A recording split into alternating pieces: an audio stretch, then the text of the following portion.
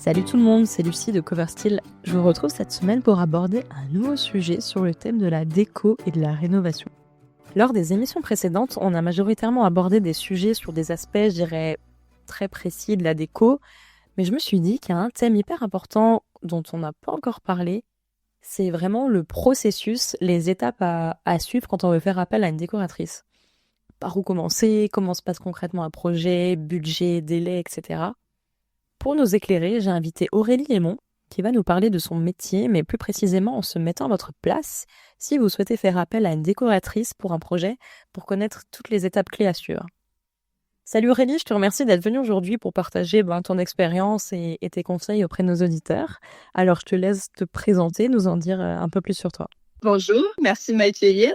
Donc, je m'appelle Aurélie Aymon, je suis décoratrice depuis maintenant bientôt 4 ans. C'est une reconversion professionnelle. En gros, j'étais dans un domaine complètement différent et quand j'ai fait construire ma maison, j'ai eu une espèce de révélation sur la déco. Enfin voilà, je me suis éclatée. Puis tout s'est enchaîné assez rapidement avec la construction. Je me suis dit, je vais faire une formation. Donc j'ai suivi une formation à l'EDA à distance pendant 1 an et demi. Et puis pour ouvrir mon agence La Maison d'Aube, donc il y a 4 ans.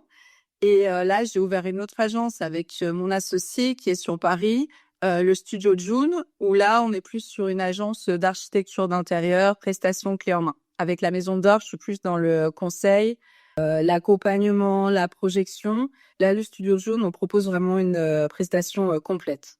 C'est la construction de la maison qui a fait que je me suis rendu compte que j'adorais la déco, que ça me plaisait, que ma déco plaisait aussi. Compte Instagram, du coup, qui fonctionnait plutôt bien. Donc, à cette époque, c'est vrai qu'Insta, ça avait beaucoup de... Enfin, voilà, on pouvait toucher facilement. Du coup, de fil en aiguille, tout s'est enchaîné, quoi. Ok, ouais, j'imagine que tu t'attendais peut-être pas au tout début à avoir autant de... que tu puisses créer tout ça à la fois. Non, c'est clair que la première photo que j'ai postée sur Insta, je n'attendais pas du tout à l'engouement qu'il y a eu après. Enfin voilà, moi je l'avais posté comme ça, quoi. Je pensais pas qu'il y aurait une suite à tout ça, un enchaînement. Finalement, ouais, c'était du positif. Et puis aujourd'hui, je me dis que j'ai la chance de me lever tous les matins pour faire un métier que j'adore. C'est clair, c'est génial. Et donc aujourd'hui, on voulait aborder, parce que c'est vrai que dans les épisodes précédents que j'ai fait, on parlait de sujets très, très précis, mais on n'avait pas encore abordé un sujet pour vraiment expliquer, qu'est-ce qu'implique le métier de décoratrice d'intérieur, comment ça se passe aussi, parce que quand on est à la place, par exemple, comme moi, à la place du client qui pourrait potentiellement un jour faire appel à une décoratrice, comment ça se passe, quelles sont les étapes, le processus, et c'est ce sujet-là qu'on va aborder aujourd'hui avec Aurélie. Alors, est-ce que tu pourrais un peu nous expliquer, déjà, pourquoi faire appel à une décoratrice d'intérieur, pourquoi les bénéfices, d'avoir un regard professionnel Alors du coup, on sait qu'aujourd'hui, on a besoin de se sentir bien dans son intérieur. On a vraiment cette notion de cocon, de safe place. Du coup, j'ai beaucoup de personnes qui me contactent en me disant, voilà, j'ai pas réussi à m'approprier mon intérieur. Alors en fait, j'ai plusieurs cas de figure. Je vais avoir le cas de personnes qui vivent dans leur maison, qui ont aménagé, mais qui sont pas allés au bout de ce qu'ils voulaient en termes de décoration et qui se sont trompés entre guillemets. Et d'autres clients qui eux sont plus au départ d'un projet de construction, de rénovation et qui ont vraiment envie de s'impliquer tout de suite, de faire les bons choix directement pour cet intérieur. Donc en fait, du coup, quand il s'agit de personnes qui vivent dans la maison, déjà, c'est souvent des personnes qui me disent, «Voilà, j'ai fait des choix, mais je regrette» ou «J'arrive pas à me sentir bien chez moi» ou aussi, j'ai souvent le cas de figure de «J'aime plein de choses, mais j'arrive pas à me décider». Donc en fait, voilà, donc on va plus être dans une démarche de travailler aussi un peu avec l'existant, du coup, quand on est vraiment sur un relooking. Et là, en fait, on fait appel à une décoratrice pour se dire, voilà, la première fois que j'ai testé, que j'ai tenté, ça a été compliqué, le résultat est pas celui que je voulais. Maintenant, je vais être accompagnée, je vais demander un regard extérieur pour savoir, qu'est-ce qui va pas dans mon intérieur ou qu'est-ce qui va justement, qu'il faut garder, mettre en valeur. Et voilà, on est plus dans cette démarche. Et puis, quand c'est, pour un nouveau projet, pour une construction, une rénovation, là, c'est hyper important parce que du coup, on anticipe beaucoup. On se dit: «Voilà, on va réfléchir quelle couleur, quel matériau, quel aménagement», pour pouvoir anticiper au moment des travaux et ne pas avoir de regrets après, se dire: «Ah bah mince, finalement, j'aurais dû faire ça comme ça, comme ça». C'est vraiment un travail, pour, la construction ou la réno d'anticipation. Mais donc, de toute façon, enfin, je pense qu'il y a un petit peu un mythe aussi à déconstruire, c'est que souvent les gens pensent qu'on doit faire appel à une décoratrice pour des énormes projets, alors qu'au final, enfin, on peut très bien faire appel à une décoratrice même si on a un petit appart, c'est pas. Voilà, tout à fait. J'ai souvent d'ailleurs des clientes qui quand elles me posent la question: «Est-ce que ça vous intéresserait de travailler sur ce projet?» Je dis: «Oui, moi je travaille sur n'importe quel projet. Je peux travailler sur une salle de bain de 5 mètres carrés, sur une chambre, j'ai pas mal de projets de buanderie ou aussi, voilà, on est sur des petites pièces. C'est des petites pièces qui ont leur intérêt et puis, qui mine de rien demandent quand même une réflexion, sur sa fonctionnalité, sur l'ambiance, sur voilà, ce qu'on veut, comment on veut se sentir dans cette pièce. J'ai souvent commencé à travailler avec des clients qui commençaient par une pièce et puis finalement quand on commence à faire une pièce, après, souvent on a envie de faire une deuxième, une troisième et finalement on se retrouve à faire plusieurs pièces de la maison. Ouais. Et pour parler un peu, ben, des étapes du processus quand on fait l'appel à une décoratrice, donc je pense qu'il y a une première étape, bah, qui est la prise de contact. Donc ça se passe comment? Qu'est-ce qui se passe lors du premier échange? Comment une décoratrice d'intérieur commence à comprendre, les besoins du client? Alors en fait, le premier échange souvent se fait, enfin du coup je vais parler moi pour mon cas, hein, donc ça se fait, souvent sur Instagram ou par mail. On me contacte, directement via mon site internet. Donc les premiers échanges, ils sont assez, succincts pour ma part. En fait, on va déjà, définir le besoin, on va dire vraiment le besoin qui va me permettre moi de procéder au chiffrage ensuite. Donc en gros, je vais poser des questions du type, bah: «Quel est votre projet? Quelles sont les pièces concernées? Quelles sont les superficies? Est-ce que vous avez besoin d'une sélection shopping, d'aménagement sur mesure?» Enfin voilà, j'essaye de déterminer déjà, je demande des photos, des plans. Moi je détermine, l'ampleur du projet pour pouvoir ensuite chiffrer ce projet. Donc une fois que j'ai chiffré, que j'ai envoyé le devis et que tout est bon, là on reprend un rendez-vous, donc en visio ou sur place selon la distance parce que je travaille pas mal à distance. Et puis là, pendant ce rendez-vous, du coup, on va vraiment, discuter du projet dans sa globalité, mais dans les détails, les envies de mes clients, les besoins. Moi, je vais essayer de décrypter parce que parfois c'est pas évident, de dire clairement avec des mots, ben, voilà, pour cette pièce, j'ai envie de telle ambiance, j'aime bien ces couleurs, mais enfin voilà, souvent on a besoin quand même de décrypter un peu, les envies et les attentes. Souvent, quand c'est des couples, en plus, monsieur ou madame n'est pas forcément d'accord avec l'un ou l'autre. Donc, parfois, voilà, faut savoir aussi un peu lire à travers les lignes et puis essayer de trouver des compromis pour que tout le monde soit satisfait.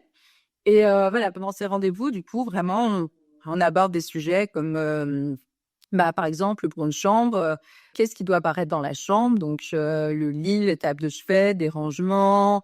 Est-ce que vous êtes plutôt motif, les couleurs, enfin, on apporte tout ce qui peut concerner, en fait, l'aménagement de la pièce pour que moi, bah, j'ai une base de travail, pour la suite, quoi.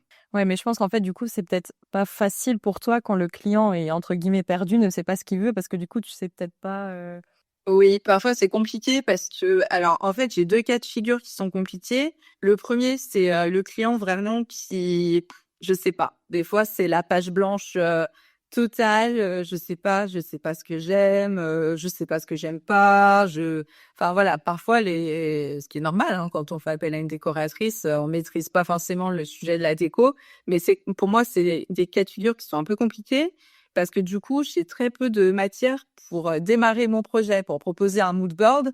Donc des fois, j'y vais moi un peu enfin, j'y vais complètement à mon instinct, quoi. Je dis: «Voilà, voilà ce que m'a inspiré votre intérieur, cette pièce».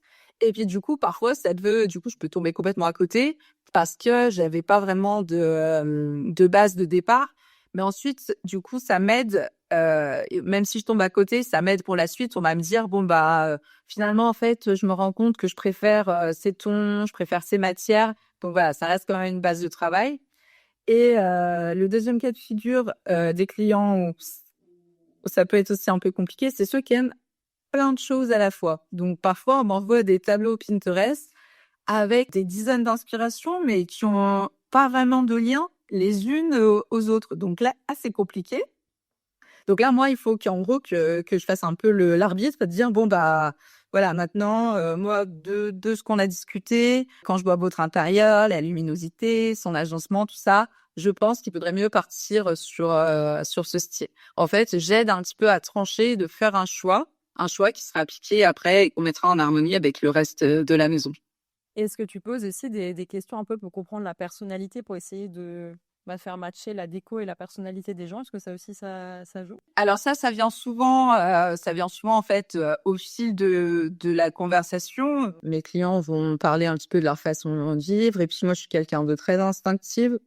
Donc du coup, j'arrive à ressentir à travers une conversation un peu quelques traits de caractère, tout ça. Donc voilà, puis après il y a l'expérience. En fait, depuis que j'ai commencé, j'ai eu une centaine de projets, donc du coup, je commence à avoir un petit peu l'habitude aussi du type de profil de client, voilà.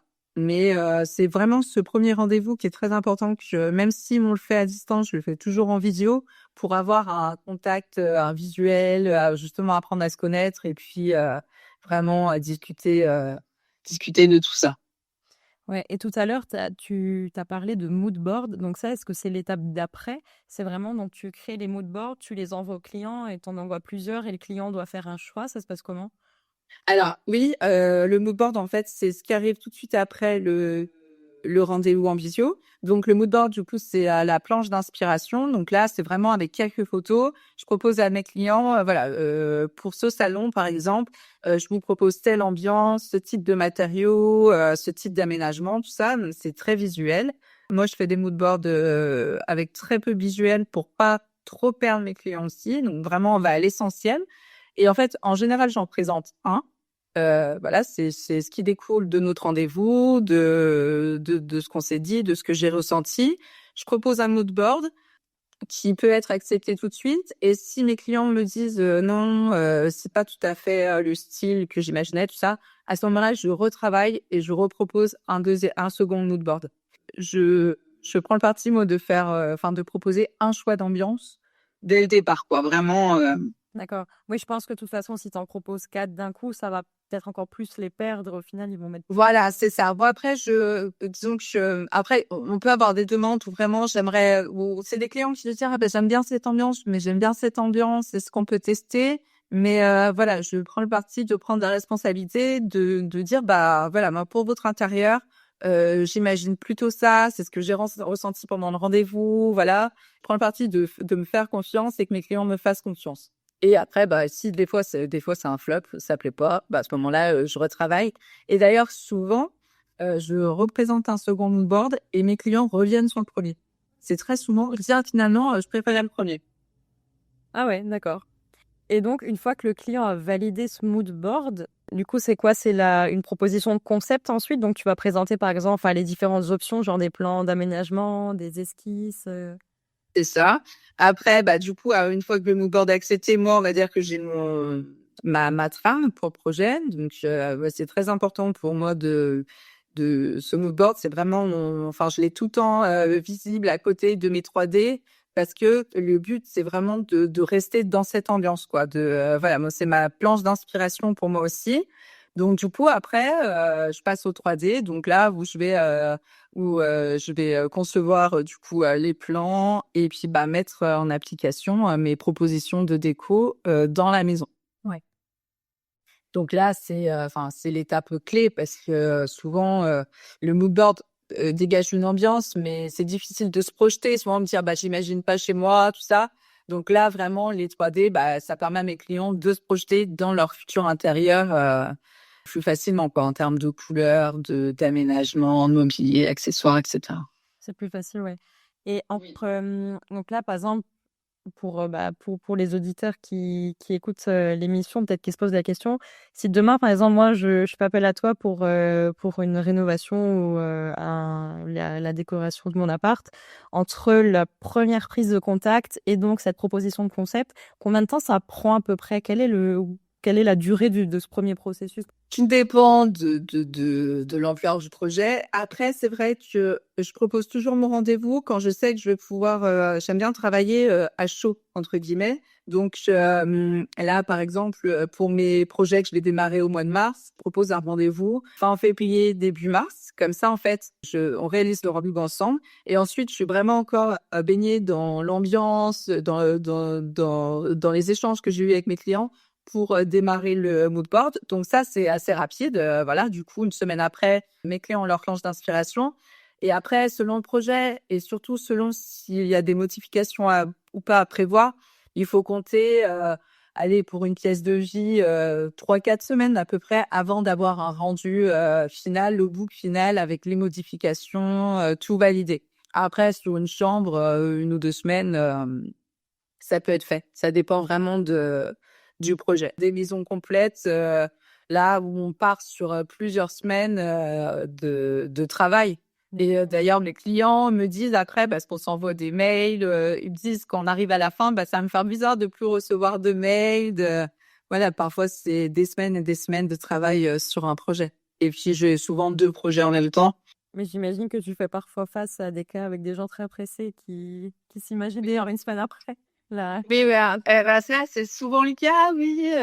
Voilà, j'ai besoin de plans dans un mois. Je dis oui, mais c'est compliqué. C'est pour ça, c'est bien d'anticiper un maximum parce que c'est pas agréable de travailler dans le stress et l'urgence.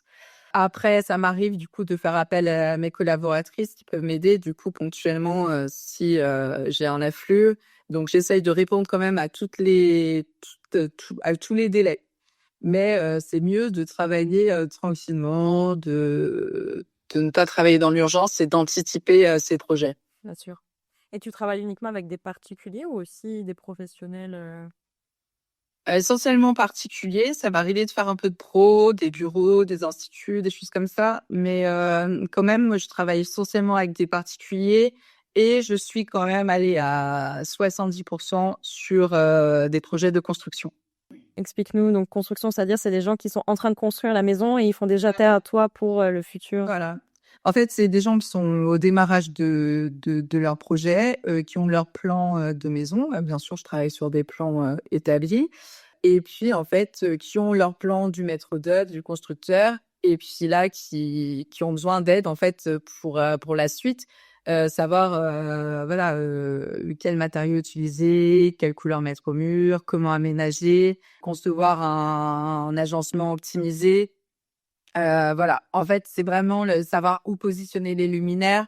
En fait, la construction, et puis moi, là, je viens de faire construire, donc je sais pertinemment, de quoi je parle. Faire appel à une décoratrice en démarrage de son projet de construction, c'est un coût supplémentaire, mais au final, c'est un coût qui se fond complètement dans le budget global et surtout, en fait, c'est un confort, lors des travaux qui est vraiment très agréable parce que du coup, en fait, moi, je fournis, le book déco, ce qui est vraiment le carnet de bord du projet et en fait, mes clients, ils vont avoir, des choix à faire, une construction et même une rénovation. C'est des choix à faire sans arrêt. Voilà, il faut choisir le carrelage et où est-ce qu'on va positionner ce luminaire et du coup, la cuisine dans quel sens? Quels matériaux? La salle de bain. Enfin, il y a plein de choix à faire. Des fois, on fait des choix un peu comme ça à la va-vite parce qu'il y a tellement de choses à gérer et à penser à ce moment-là et du coup, en fait, de faire appel à une décoratrice, déjà, on aura tout anticipé. On anticipe aussi le budget. C'est aussi, je pense qu'on en parlera après, mais du coup, il y a vraiment ce côté de maîtriser son budget et de se dire: «Bah, voilà, j'ai réfléchi à tous mes choix et au moment des choix finaux, bah, je sais, voilà, je sais que le carrelage de cette salle de bain, il sera bleu, ça sera un zélige» et c'est vraiment un confort à ce moment-là et une charge mentale, énorme en moins. Donc là, pour toutes les personnes qui sont sur un projet de construction, tu leur conseilles vraiment de faire appel à une décoratrice dès le départ? Ah oui, complètement, parce que on peut décorer après, Mais il y a des petits détails, enfin voilà, par exemple le placo, c'est quelque chose, c'est bien de penser avant parce que si on a réfléchi au placo, on a réfléchi à l'importation des placards, la tête de lit, de supprimer peut-être une cloison, d'en rajouter une. Enfin voilà, on a vraiment une réflexion en amont et qui évite après d'avoir des regrets et se dire bon bah tant pis quoi. Pareil pour les luminaires, pour l'électricité, enfin pour tout. C'est bien d'y penser avant.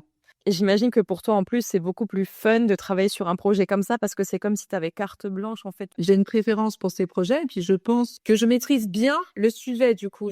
Et voilà, là c'est la page blanche. En plus, le confort pour une décoratrice, les autres qui écouteront comprendront facilement, c'est qu'on a des plans qui sont nickel parce que parfois quand on travaille avec des personnes qui habitent déjà dans la maison, parfois c'est des vieilles maisons, on n'a pas de plan, on a un petit plan gribouillé de nos clients, c'est plus compliqué. Donc là, on a vraiment une base de travail qui est saine, voilà, qui est confortable. Et moi, j'aime beaucoup travailler cette page blanche. Et surtout, ayant construit moi-même 2 maisons, je sais le bonheur que ça procure de voir son projet prendre vie au fur et à mesure que j'avance dans mes plans, tout ça. Et sinon, tu vas, comme tu dis, travailler sur une vieille maison où les plans sont même plus existants ou j'en sais rien. Du coup, tu prends en fait la casquette du coup d'un maître d'œuvre, on va dire. Tu vas devoir toi-même prendre tes plans, te renseigner sur les matériaux qui ont été utilisés dans la maison ou ça va pas. Alors, moi, je suis vraiment décoratrice. Ça va être vraiment, si j'ai pas de plan. Bon, alors après, on arrive toujours, on peut prendre des cotes, tout ça, il y a pas de souci. En fait, je prends pas d'initiative sur la structure de la maison. Donc, du coup, on va faire de la déco dans le cas d'une vieille maison, mais ça ira pas plus loin en termes de travaux. C'est vraiment du relooking intérieur, mais la structure de la maison, j'y toucherai pas.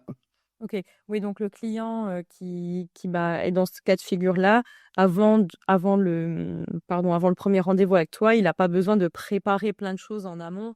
Donc, par exemple, retrouver des plans de la maison. Je vais demander, du coup, je vais travailler sur photo.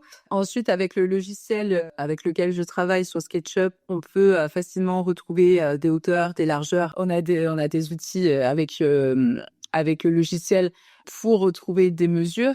Mais de toute façon, si par exemple, je suis dans un cas de projet où je dois faire un aménagement sur mesure, par exemple, créer un meuble ou une cuisine, moi, toutes les mesures que je donne sont à titre indicatif et approximatives.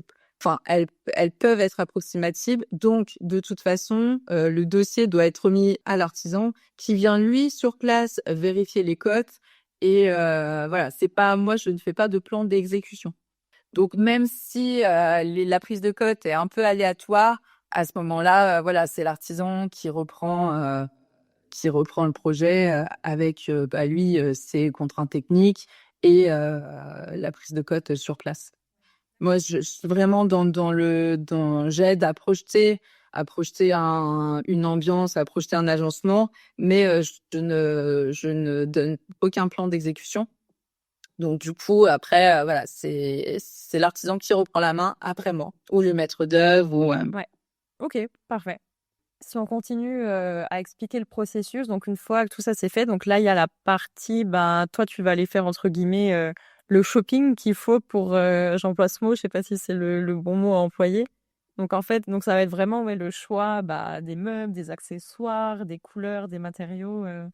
Ouais. Là, c'est le gros du travail. En fait, c'est une fois qu'on a monté les murs sur le plan 3D, une fois qu'on a fait le mood board, maintenant, il va falloir concrètement reproduire ça dans la maison. Donc, du coup, oui, je vais sélectionner du mobilier.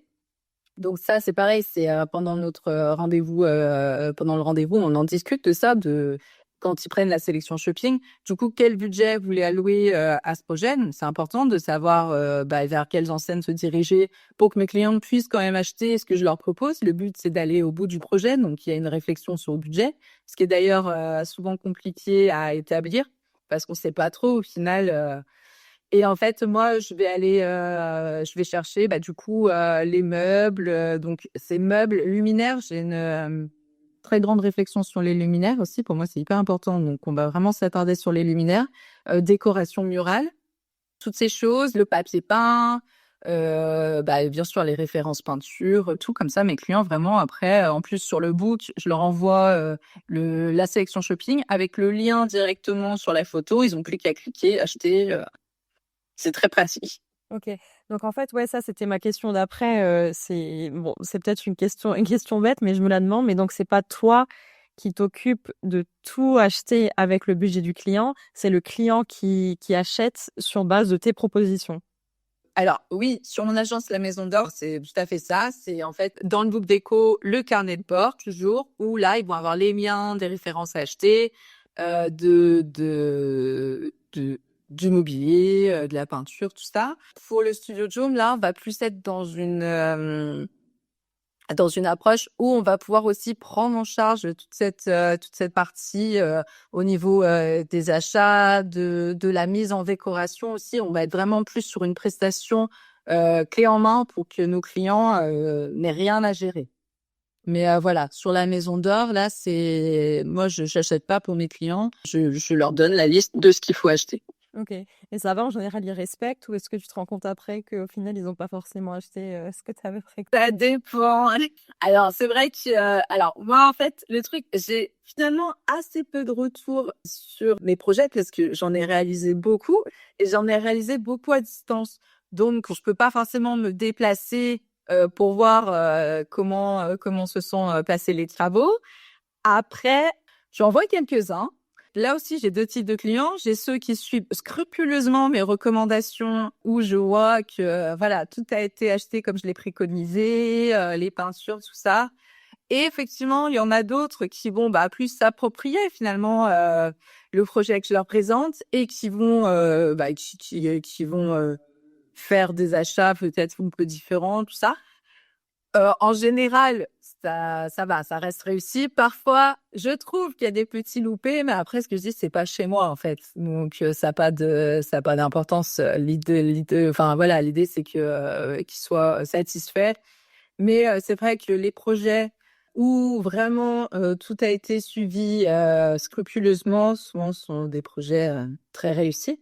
Le but, c'est après, je trouve ça bien que les clients prennent des initiatives aussi, parce que c'est vraiment qu'ils se sont appropriés ma proposition et puis c'est aussi montrer qu'ils ont confiance en eux. Voilà, ils prennent les devants et c'est bien aussi. Et donc après, est-ce que justement, les clients, en général, ils ont tendance à t'envoyer direct, pas toujours forcément t'envoyer une photo pour te dire: «Ah bah tiens, regarde, Ah ouais, d'ailleurs, je passe un appel si des clients passent par ici. C'est que c'est vrai, souvent, je demande n'hésitez pas à m'envoyer une petite photo, tout ça, mais du coup, j'ai pas forcément de photos du après et c'est dommage parce que c'est super, voilà, c'est super sympa de voir le résultat.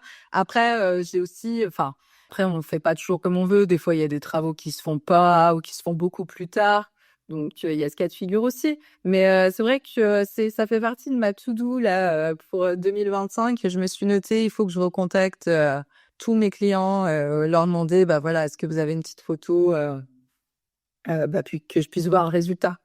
Parce que c'est génial, quoi. C'est vraiment le moment le plus agréable dans notre métier de voir, voilà, ce qu'on a imaginé, concrètement, le voir dans la maison, quoi. Ça, c'est chouette.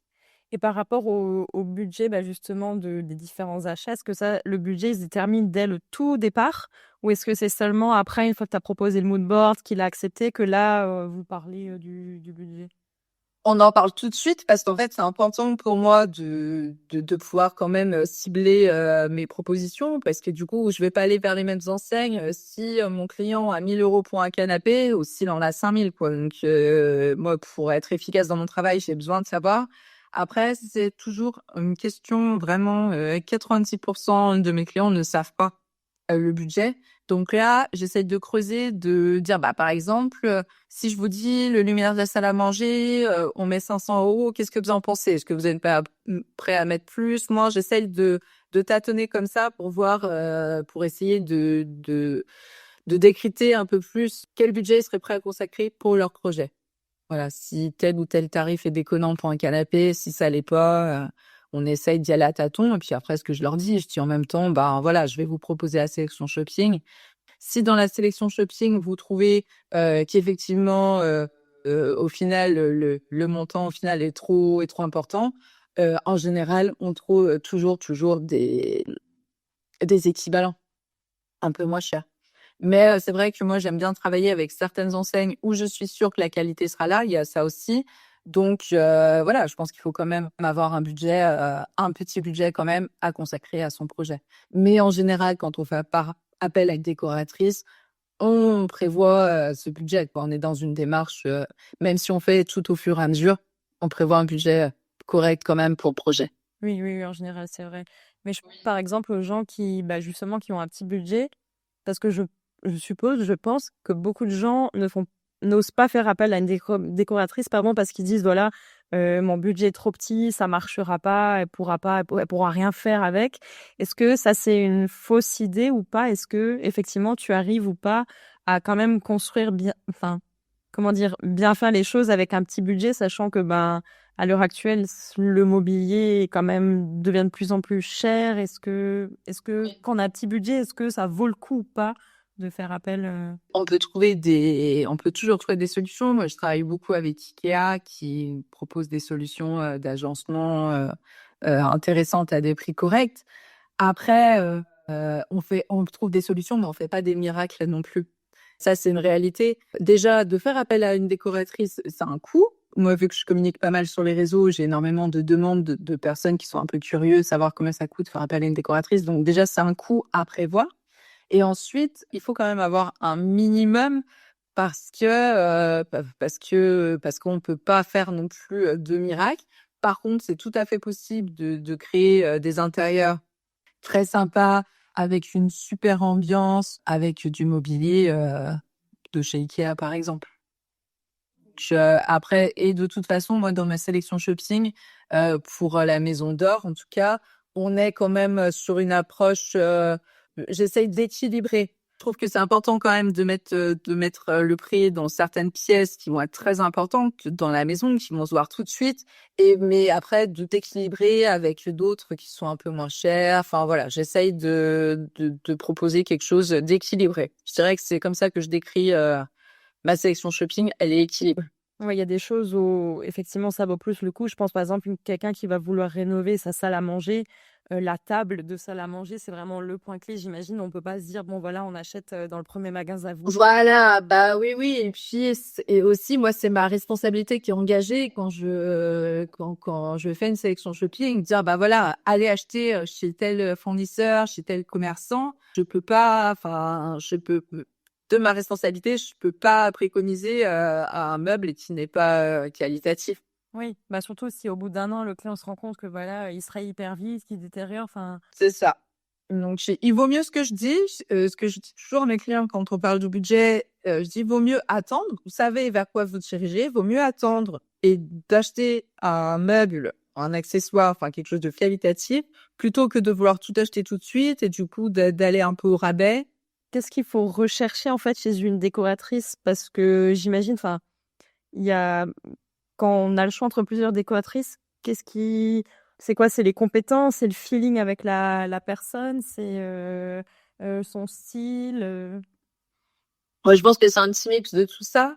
C'est vrai que moi, bah, du coup, quand on me contacte, en général, c'est des clients qui ont vu bah, ce que je faisais sur les réseaux, essentiellement sur Insta, et du coup, bah, qui aiment mon univers. Déjà, en fait, c'est la première chose, c'est qu'il faut pouvoir se projeter dans mon univers. Voilà, on sait que si on travaille avec moi, bah, ils vont recevoir ce type de rendu. Faut aimer mon style, quoi. Et puis d'ailleurs, c'est souvent ce que me disent mes clients au premier contact, c'est j'aime beaucoup ce que vous faites. Du coup, voilà, j'ai envie de travailler avec vous. Et après, bah bien sûr, c'est le feeling. Quand j'ai la personne au téléphone, faut que l'échange soit fluide. Voilà, qu'il y a un petit feeling tout de suite, quoi. Des fois, les échanges se font uniquement par mail, mais en général, j'ai envie de dire que quand on m'a contacté d'abord, en premier lieu, c'est qu'on aime mon style et qu'on a envie bah, de mon style chez soi. Donc le feeling est un peu là dès le départ, quoi. Ouais. Est-ce que ça t'est déjà arrivé de refuser, des projets? Non, ça m'est jamais arrivé de refuser des projets. Parfois, il y en a qui n'ont pas abouti et où je me suis dit, finalement, c'était pas plus mal.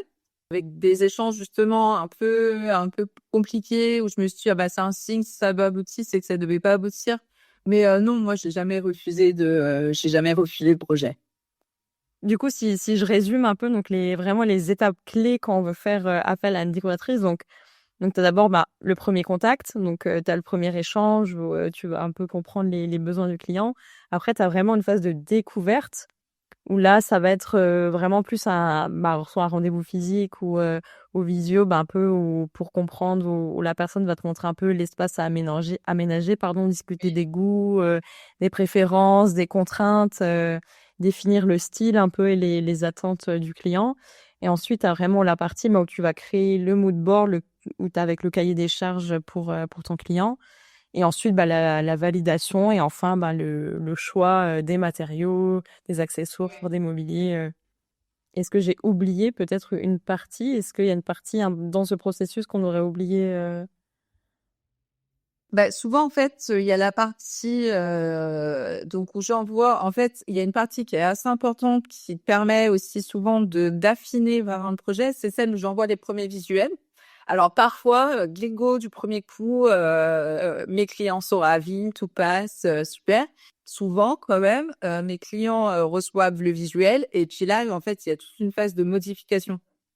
Qui est d'ailleurs intéressante parce que, en fait, d'un projet à mon autre proposition, on va passer sur quelque chose de parfois un peu différent, tout ça, mais on sent que là, vraiment, mes clients ont trouvé, eux ont trouvé ce qu'ils voulaient, enfin voilà, que tout est plus clair pour tout le monde, en fait. Souvent, ma première proposition permet d'aboutir sur une autre proposition qui, là, on sent qu'on est vraiment dedans, que c'est bingo, qu'on a capté le client, ses envies, tout ça. Donc il y a quand même une phase de modification qui est importante, qui parfois d'ailleurs, peut être, enfin, pas qu'elle me fait paniquer mais des fois je me dis: «Ouh là là, va falloir que je rebondisse, que je retrouve des idées». Enfin ouais, c'est une phase très créative au final et après cette phase, du coup, là, on est dans la validation avec, les rendus finaux, mais sinon ça se passe comme tu l'as décrit. et si tout à la fin, une fois que le client, bah, voilà, il a installé, les différents, accessoires, bah, que tu lui as suggérés et que là, ils se disent: «Bon, en fait, j'aime pas trop». Qu'est-ce qui se passe? Est-ce que ça arrive? Non, c'est jamais arrivé ou en tout cas, je pense que c'est tout à fait possible que ça arrive. Après, souvent c'est noyé au milieu de tout un tas d'autres éléments positifs, donc je pense que mes clients m'en font pas forcément part. C'est possible, mais si vraiment après c'est quand même enfin, si vraiment ça plaît pas, on peut en rediscuter, mais en général, il y a eu tellement de réflexions en amont puis voilà, on a quand même réfléchi aux couleurs, aux matériaux, au mobilier. J'ai suggéré des choses, tout ça, donc un travail a été fait. A priori, normalement, c'est quand même censé bien se passer. Après, par exemple, pour la peinture, c'est vrai que je conseille toujours à mes clients d'acheter un échantillon avant de partir tête baissée dans la référence que j'ai proposée parce que, voilà, sur un mur, peinture peut différer. Donc, c'est important de tester quand même un peu pour être sûr. Mais bon, non, en général, ça se passe bien. En tout cas, je l'espère. Ouais, bah, c'est bien en fait, oui, comme tu dis, bah, de proposer à tes clients des échantillons. Je suppose que toutes les décoratrices le font peut-être pas. Donc c'est bien aussi de savoir anticiper ce genre de choses pour Bah, ça, c'est important. C'est vraiment la peinture, mais c'est une base, en fait, même quand on se dit: «Moi, je vais peindre toute seule sans passer par une décoratrice», il faut tester, c'est hyper important de tester vraiment, sur le mur, voir la couleur. Est-ce que c'est vraiment celle qu'on imaginait? Pour éviter d'avoir, justement une fois que tout est peint, «Ah purée, j'aime pas», quoi. et quand les clients achètent la peinture, est-ce que ça après c'est de leur côté que ça se fait s'ils décident de le faire eux-mêmes ou s'ils appellent un prestataire pour faire la peinture? Est-ce que ça c'est déjà vu avec toi aussi dans le budget, peut-être pour bosser avec quelqu'un? Alors, non, moi ça, c'est pas compris. Moi, quand je leur demande leur enveloppe budgétaire, alors si on est alors ça dépend toujours du projet, bien sûr. Avec le studio Jaune, on est sur une prestation vraiment clé en main, donc tous les artisans, tout ça, tout va rentrer dans le budget. Là, sur la Maison d'Or, moi, je suis vraiment sur, on budgétise le matériel. Ouais. Voilà. je budgétise pas la prestation de l'artisan. Bah, écoute, je pense qu'on a quand même bien résumé les étapes du processus lorsqu'on doit faire appel à une décoratrice. Est-ce que tu aurais peut-être des derniers conseils à donner à nos auditeurs qui envisagent de faire appel à un service de ce type? Après, oui, j'ai envie de dire, quelqu'un qui sait, déjà d'oser prendre contact. Déjà, c'est parce que parfois on n'ose pas. C'est vrai que j'ai beaucoup de clients qui disent: «Oui, je sais pas si mon projet va vous intéresser», mais en fait, si, on est intéressé par, n'importe quel type de projet. D'oser prendre contact et puis, quand on fait la démarche de prendre une décoratrice d'intérieur, c'est vrai que c'est quelque chose aussi que je dis souvent, c'est de faire confiance aussi. C'est important. Moi, c'est vrai que c'est très important pour moi que je sente que mes clients me font confiance. Parce que quand on passe, ça aussi je le dis beaucoup aussi, quand on passe par une décoratrice et que, par exemple, on me demande souvent des intérieurs très neutres. Et je dis c'est dommage parce qu'en même temps, quand on fait cette démarche de passer par une décoratrice, c'est que des fois il faut la petite touche en plus qui fera que notre intérieur ne sera pas forcément comme celui du voisin. Donc il faut faire confiance à sa décoratrice qui va dire voilà là, si vous avez envie vraiment d'un intérieur hors du commun, je vous conseille telle couleur et se dire voilà, je pense que la relation de confiance c'est très important. Se dire à la base, on fait cette démarche pour nous aider, il faut aller vraiment jusqu'au bout du processus. Et puis que les gens restent ouverts aussi parce que mine de rien, tu as aussi ce côté de conseil, de suggestion, de leur dire voilà, à votre place, je ferais pas comme ça, mais plutôt comme ça. Et c'est important qu'ils restent ouverts à ce genre de suggestions. Oui, d'être ouvert et puis d'attendre de voir le résultat. C'est pour ça. Le mood board, c'est pour ça souvent je dis si vous n'arrivez pas à me projeter, que ça vous semble peut-être trop coloré ou quoi, on attend un peu, on visualise les 3D et on ajuste après. C'est dommage de se braquer tout de suite en disant ah non, cette couleur j'aime pas. Je dis on attend un peu et on visualise dans votre intérieur. Complètement, ouais. Écoute Aurélie, je pense qu'on a bien fait le tour du sujet. Je pense que les auditeurs, ça vaut clairement le coup que vous alliez voir sur le compte Instagram d'Aurélie, donc la Maison d'Or, que je vais mettre en description, parce que clairement tu publies plein de contenus hyper inspirants, hyper beaux et tout, donc je leur conseille vraiment d'aller faire un tour dessus. Et puis sur ton site internet aussi, où ils peuvent prendre contact avec toi si jamais ils sont pas loin de chez toi par exemple, ou si juste ils aiment ton style et qu'ils ont envie de te contacter pour travailler avec toi. Voilà, tout à fait. Et puis qu'ils n'hésitent pas aussi, pour ceux qui ont vraiment envie d'être accompagnés de A à Z, de me suivre sur le studio June aussi. Je travaille avec Stéphanie, avec mon associé. Très bien, écoute Aurélie, merci beaucoup pour tous les conseils, ton partage d'expérience, et puis peut-être, je pense que ce sera utile pour les décoratrices, en plus pour les personnes qui ont envie de faire appel à une décoratrice, pour tous ceux qui nous écoutent.